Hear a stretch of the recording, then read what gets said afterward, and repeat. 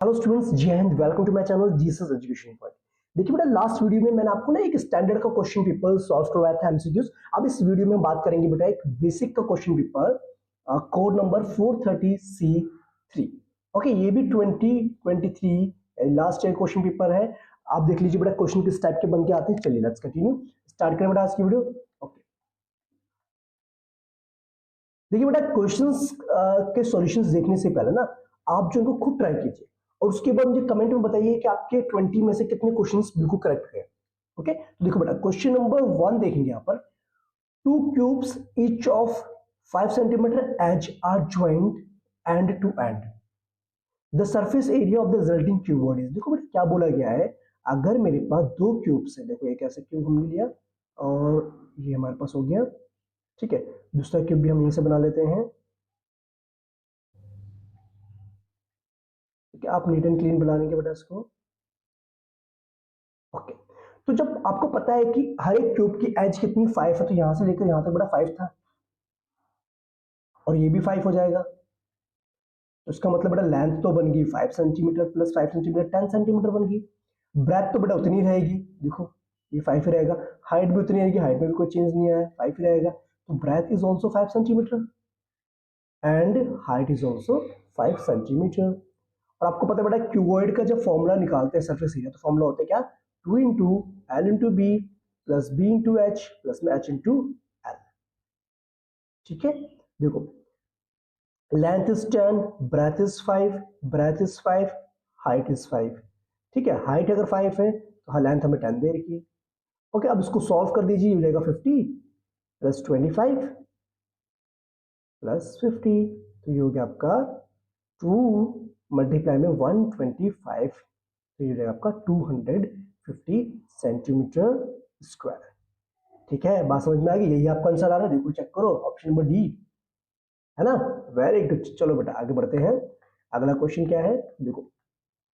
हाँ देखो बेटा, ऐसे क्वेश्चन बड़े इंपॉर्टेंट है। देखो डिस्टेंस निकालना है दो पॉइंट्स के बीच में, तो आपको बेटा डिस्टेंस फॉर्मूला लगाना है। सिंपल सी बात, आपको डिस्टेंस फॉर्मूला क्या कहता है, x2 में से अगर हम x1 को माइनस करें और उसका स्क्वायर कर देंगे, प्लस में y2 में से y1 को माइनस करें उसको स्क्वायर कर देंगे। ठीक है, अब ऐसा नहीं कि बेटा आपने इसमें से इसको माइनस करें, इसमें से इसको भी माइनस करके आप निकाल सकते हो। तो अंडर रूट में अगर मैं जीरो में से c को माइनस करता हूं तो ये हो जाएगा बेटा 0 माइनस सी का होल स्क्वायर प्लस माइनस सी माइनस जीरो, तो माइनस सी में से अगर मैं जीरो को माइनस कर दूंगा तो मेरे पास क्या आएगा घूम फिर के बेटा, देखो आपको पता है सी का स्क्वायर हो जाएगा, ये भी आपका सी का स्क्वायर हो जाएगा, तो हमारे पास आएंगे 2c² जाएंगे रूट में, तो इसका मतलब ये बन गया आपका 2√c unit is the answer. ठीक है, तो इसका मतलब ऑप्शन नंबर जो सी हमारा है सेकंड का, वो करेक्ट होगा। ठीक है, या नहीं होगा बेटा, एक minute, sorry sorry sorry sorry, option number C नहीं होगा ना, क्योंकि ये हमने क्या कर दिया, थोड़ा सा मिस्टेक कर दिया बच्चों को। देखो देखो क्या मिस्टेक करिए, यहाँ पर बेटा जो हमने क्या करा है, सी स्क्वायर, तो सी बाहर आएगा ना, रूट में तो 2 रहेगा ना, c√2 यूनिट्स रहेगा ना। एक बार करेक्शन कर लेंगे बेटा, ऑप्शन नंबर ए सही है आपका, बिल्कुल चेक करिए। Very good, option number A is correct. अब क्वेश्चन नंबर जो 3 हमारा है, the roots of a quadratic equation these are equal. अब देखो बेटा इक्वल रूट्स की बात चल रही है, तो इसका मतलब discriminant should be equals to 0। अब डिस्क्रिमिनेंट की बात करें बेटा, यहाँ पर b क्या है आपका, p का स्क्वायर -4, a की जगह पे क्या आएगा, एक्स स्क्वायर के साथ मल्टीप्लाई में क्या बेटा 1 है, और c क्या है यहाँ पर माइनस का क्यूब इक्वल्स टू 0। कोई दिक्कत नहीं है। देखो ये बड़ा पी स्क्वायर माइनस माइनस जो बड़ा प्लस का 4q हो जाएगा, that should be equals to 0। तो इसका मतलब पी स्क्वायर जब हमारा -4q के बराबर होगा, तभी हमारी जो ये कंडीशन को सेटिस्फाई करेगा इक्वल रूट्स की। ठीक, तो इसका मतलब कौन सा ऑप्शन दिख रहा है यहाँ पर बड़ा सही आपको, बी। ओके चल, चलो अगला क्वेश्चन देखते हैं बेटा, यहाँ पर क्या है, इसको रेज कर दूं मैं, समझ तो आ गया होगा आपको। Question number 4, the HCF of two numbers is 27। Very nice, LCM भी हमें दे रखा है और एक नंबर भी हमें पता दूसरा निकालना है। देखो बेटा आपको पता होगा, अगर कभी भी दो नंबर का एचसीएफ हमें पता है, ठीक है, या फिर एलसीएम भी पता है, तो एक रिलेशन बेटा यहाँ पर देखोगे आप, S F into LCM equals to product of two numbers. तो एस एफ कितना बेटा 27 है, एलसीएम इज 162, एक नंबर हमारे पास 54 है, दूसरा नंबर हमें फाइंड आउट करना है। तो ये हो जाएगा B should be equals to 27 into 162 divide by 54। तो 27 वन टाइम्स में, ये 2 टाइम्स में हो जाएगा, तो इसको डिवाइड करते 81 आ जाएगा। तो इसका मतलब option number D is the correct answer. यही आप सभी का आ रहा है। ओके, अगर आ रहा है तो क्या करना है आपने, थम्स अप करना है बेटा, लाइक करना है, ठीक है। और वीडियो को बेटा दोस्तों के साथ शेयर करें ताकि उनकी भी प्रैक्टिस हो जाए। Okay, well done. ओके, अब देखो बेटा फिफ्थ क्वेश्चन करो, एक बार ट्राई करना fifth question. At some time of the day, the height and length of the shadow of a man are equal. ये कह रहा है कि अगर एक समय में ये है एक आदमी की हाइट है और उसकी जो शैडो की जो है मतलब शैडो की लेंथ है, दोनों क्या होती है एक समय पर क्या हो जाती है, इक्वल हो जाती है। क्या होती है, इक्वल हो जाती है। तो ये इक्वल जो है मतलब कहने का मतलब समझ बेटा, यानी कि ये जो परपेंडिकुलर है और ये जो बेस है ये आपस में तभी इक्वल होती है जब ये एंगल कितने डिग्री का होगा, 45 डिग्री का होगा। तो सिंपल सी बात है। तो इसका मतलब एल्टीट्यूड कितना होना चाहिए, 45 डिग्री होगा, तभी जो है हाइट और जो लेंथ है शैडो की वो इक्वल होगी। ठीक है, ओके। देखो बेटा question number 6, in triangle ABC DE line is parallel to BC, ये हमें मेंशन है, वेरी नाइस। और बोला गया एडी अपॉन में डीबी, एडी अपॉन में डीबी यानी कि इन दोनों का रेशियो में गिवन है 2:3। हमें निकाला डीई अपॉन में बीसी का रेशियो निकालना है बेटा, डीई अपॉन में बीसी का रेशियो। अब देखो यहाँ पर कुछ बच्चे ट्राई करने की कोशिश करें बीपीटी, तो बेटा यहाँ पर बीपीटी थ्योरम नहीं है। यहाँ पर क्या होगा, हमें इन दोनों ट्राइंगल को पहले सिमिलर करना पड़ेगा। देखो ट्राइंगल जो हमारा है डी ए ई और दूसरा ट्राइंगल जो हमारा है कौन सा बेटा, बी ए सी। तो उन दोनों बेटा एंगल जो ए है दोनों में कॉमन है और ये दोनों लाइंस अगर आपस में पैरेलल है तो इसका मतलब ये वाला जो एंगल 1 है और ये वाला जो एंगल हमारा 2 है और ये वाला जो एंगल हमारा 3 है और ये वाला एंगल जो हमारा 4 है, ये आपस में इक्वल होंगे, कॉरस्पॉन्डिंग एंगल्स। बिल्कुल सही बात है। तो इसका मतलब दोनों ट्राइंगल्स क्या हो गए, सिमिलर हो गए बाय एंगल सिमिलरिटी क्राइटेरिया। अगर सिमिलर है तो इसका मतलब बेटा इनकी साइड्स को जो रेशियो हो वापस में इक्वल होगा। मैं ऐसे लिख सकता हूँ बेटा इसको, देखो हम लिख सकते हैं बेटा इसको ए डी अपॉन में एडी अपॉन में ए बी, एडी अपॉन में ए बी या डी ए अपॉन में बी है, जो भी लिख सकते हो आप। लेकिन रिक्वायर्ड बेटा जो है ना उसके अकॉर्डिंग चाहिए, डीई अपॉन में बी सी कर देते बेटा। क्लियर बात है। एडी कितना बेटा आपका 2 था और ए बी कितना है बेटा, यहाँ पर ए बी हो जाएगा 2+3 यानी 2+3 5 हो जाएगा। तो यहां से आपका जो डीई अपॉन में बी सी का जो रेशियो आएगा वो 2/5 आएगा। तो that means option number C आपका करेक्ट आंसर हो जाएगा। ठीक है, तो इस टाइप का बड़ा ध्यान रखना, जब भी इनका रेशियो पूछा जाता है तो उस केस में आपको क्या ध्यान रखना पड़ता है, सिमिलरिटी क्राइटेरिया ध्यान रखना पड़ता है। ओके ओके, अब ये देखो बेटा एपी का बड़ा प्यारा क्वेश्चन मेंशन है।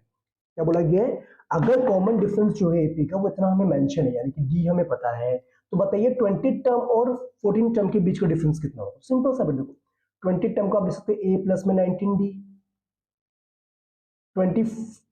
14 टर्म को बेटा देखो क्या लिख सकते हो आप, ए प्लस में 13d।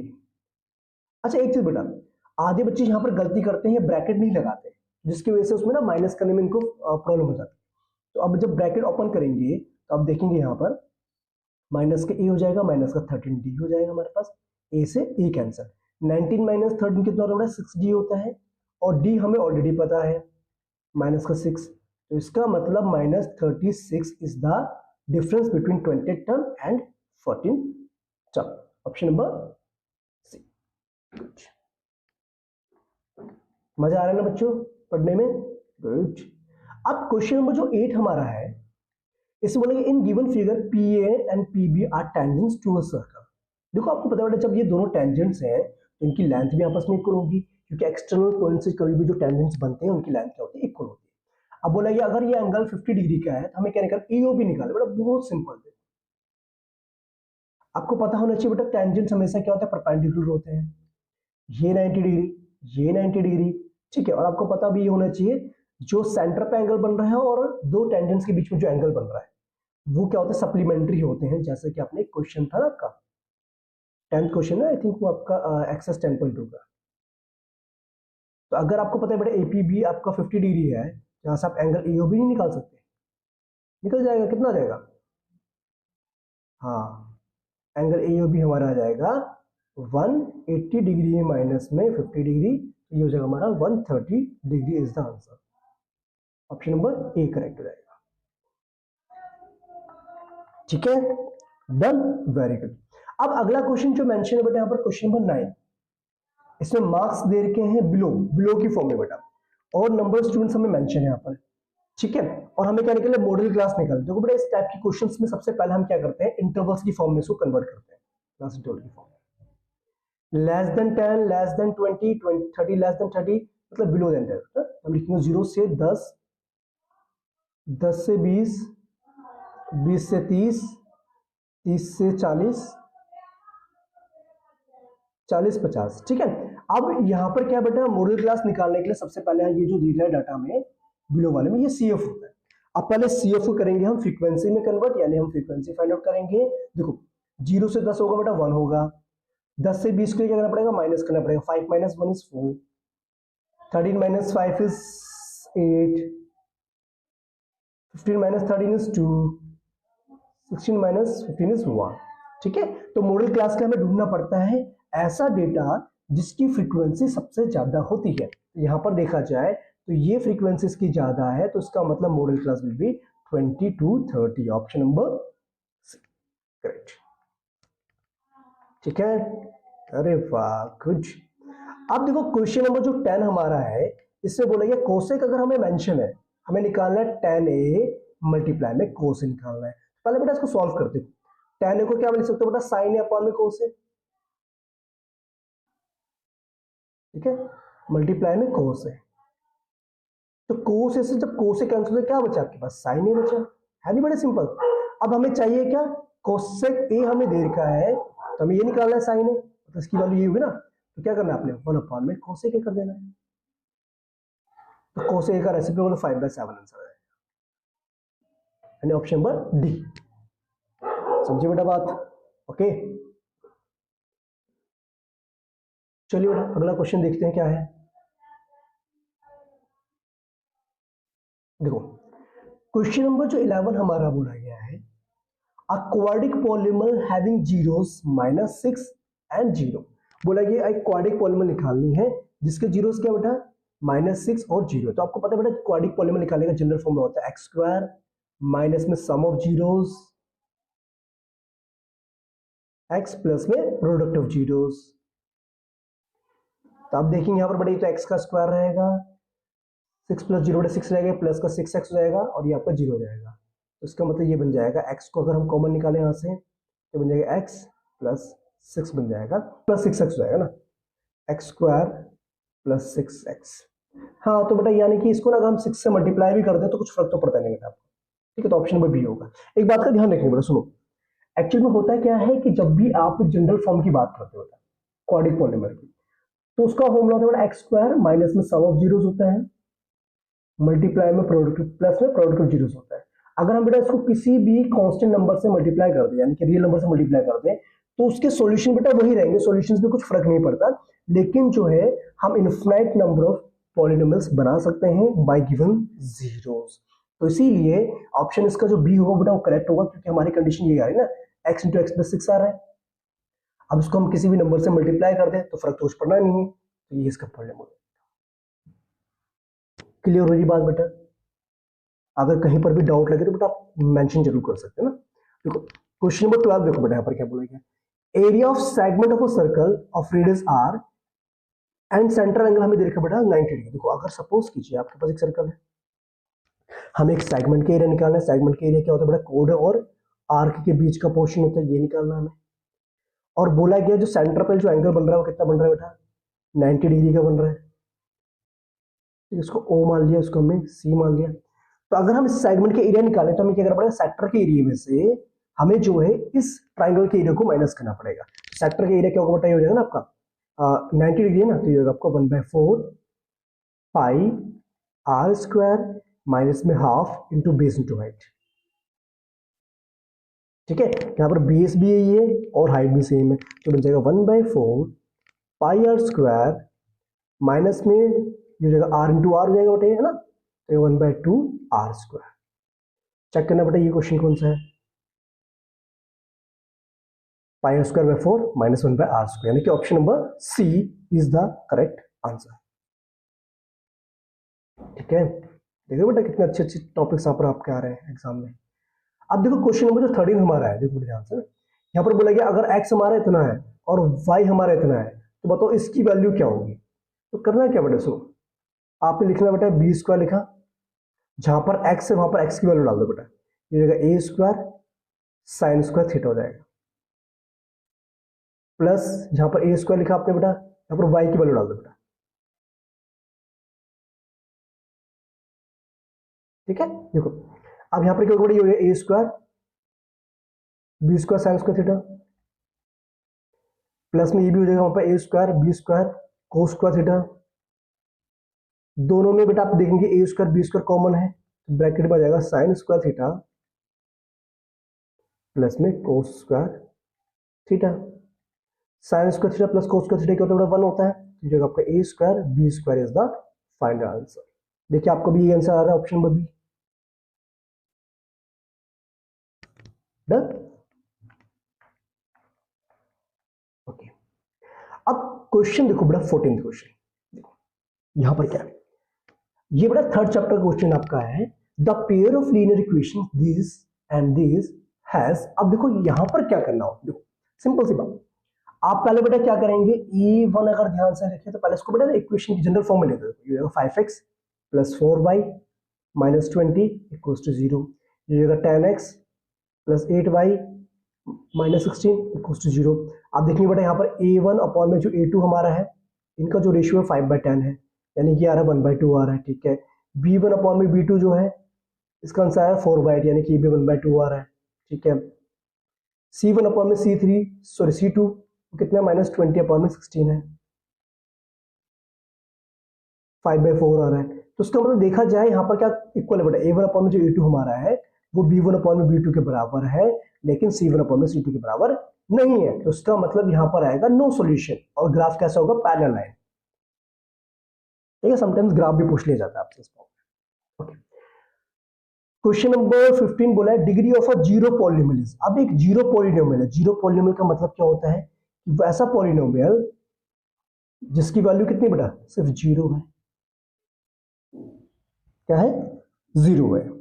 अब जीरो है तो इसका मतलब सारे कोएफिशिएंट क्या होंगे बेटा, जीरो होंगे, यानी कि अगर x की पावर कुछ भी हम रख दें, n रख दें, अगर इसके सामने मल्टीप्लाई में जीरो है बेटा, ठीक है, तो इसका मतलब हम इसकी जो है पावर को डिफाइन नहीं कर सकते। आप कुछ बच्चे कहेंगे जीरो होगी इसकी डिग्री, नहीं बेटा, देखो जीरो पॉलिनोमियल का मतलब है यहाँ पर जो वेरिएबल्स है ना, अब उन वेरिएबल्स की पावर बेटा कुछ भी हो, अगर उनके साथ कोएफिशिएंट मल्टीप्लाई में जीरो है तो ऑब्वियसली बात है वो पूरा जीरो हो जाएगा ना पॉलिनोमियल, तो इसीलिए यहाँ पर जो इसकी जो डिग्री होगी वो नॉट डिफाइंड।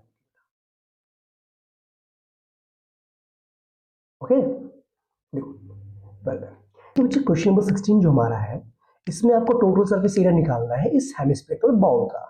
ठीक है, इसमें इनर रेडियस आपको दे रखी है R1 दे रखी है, इनर रेडियस जहां से आप तक की रेडियस हमें दे रखी है R1, और आउटर रेडियस दे रखी है हमें कितनी, R2 दे रखी है। ठीक है, अगर आप इस बाउल का एरिया निकालेंगे तो आपको ध्यान में होगा बेटा, आपको क्या करना पड़ेगा, इंटरनल मतलब इंटरनल सरफेस एरिया प्लस में एक्सटर्नल करना पड़ेगा, और साथ में थिकनेस का एरिया ऐड करना पड़ेगा। तो आपको पता है इंटरनल कर्व सरफेस एरिया आपका 2 पाई R1 का स्क्वायर हो जाएगा, और आउटर हो जाएगा 2 पाई R2 का स्क्वायर हो जाएगा। Very good. लेकिन यहाँ पर बेटा क्या है कि अगर मैं अंदर वाले सर्कल से मतलब बाहर वाले सर्कल से अगर मैं अंदर वाले सर्कल के एरिया माइनस कर दूं तो मुझे थिकनेस का एरिया मिल जाएगा। तो क्या मैं समझता हूं बेटा, पाई R2 का स्क्वायर माइनस में पाई R1 का स्क्वायर। तो अगर देखेंगे तो जो बेटा 2 पाई R1 का स्क्वायर पाई R1 का स्क्वायर, तो ये बचेगा क्या आपके पास, पाई R1 का स्क्वायर बचेगा, और ये दोनों ऐड हो जाएंगे, ये जाएगा 3 पाई R2 का स्क्वायर। अब चेक करो बेटा कौन सा वाला आपका ऑप्शन करेक्ट है, तो option number C is correct. Question number 17 को बेटा ध्यान से देखो क्या कह रहा है, प्रोबेबिलिटी निकालनी है हमें डेट मंथ जिसमें 30 दिन होते हैं और 5 संडे होंगे। देखो अगर 30 दिन है तो 30 दिन के अंदर अगर हम बात करें 7 डेज के हिसाब से, तो ये होता है आपका 4 संडेज होते हैं, और लास्ट का तो 2 दिन बचते हैं, ठीक है, 2 दिन बचते हैं, 7 डेज में से 2 दिन बचते हैं। तो आप इसका मतलब ये हुआ अब उस 7 दिन में से जो 2 दिन ऐसे हैं जिसमें संडे आ सकता है, यानी कि आपका 2 दिन बचे हैं ना बेटा, उसमें एक में संडे आना है, तो ऑब्वियसली बात है प्रोबेबिलिटी क्या 2/7 ही होगी ना, 2 डेज बचे हैं आप, इसका ऑप्शन होगा बी। ठीक है, ओके दैट्स गुड। ओके देखिए बेटा क्वेश्चन नंबर 18। अच्छा बेटा ऐसा क्वेश्चन ना आपका उसमें भी आया था, स्टैंडर्ड वाले में भी आ रखा है, ठीक है, ये आपको ध्यान रखना बेटा एम्पिरिकल फॉर्मूला का। इसमें आपको मीन दे रखा है, मोड भी दे रखा है, आपको मीडियन निकालना है। तो क्या था बेटा formula, 3 median equals to 2 mean plus mode. ठीक है बच्चा पार्टी, तो बेटा ध्यान रखना ये फॉर्मूला इंपॉर्टेंट है और ये कई बार पूछा जा रहा है इस पे बेस्ड क्वेश्चन। तो मीडियन हमें निकालना है, तो 3 मीडियन को बेटा यहीं रहने दो, कोई दिक्कत की बात नहीं है। मीन आपको पता है कितना बेटा 17 है, कोई दिक्कत की बात नहीं है। प्लस में मोड हमें मेंशन है कितना बेटा 20, ये होगा आपका 17 टू 34 प्लस में 20, ये हो गया हमारा 54। अब मीडियन निकालना है तो बेटा 3 से डिवाइड करना पड़ेगा 54 को, तो 3 से डिवाइड करने में आता है बेटा आपका 18 आता है, तो इसका मतलब median should be option number C, 18 is the answer. Perfection हो गया, गुड। अब बात करते हैं बेटा एसोसिएशन रीजंस के क्वेश्चंस की।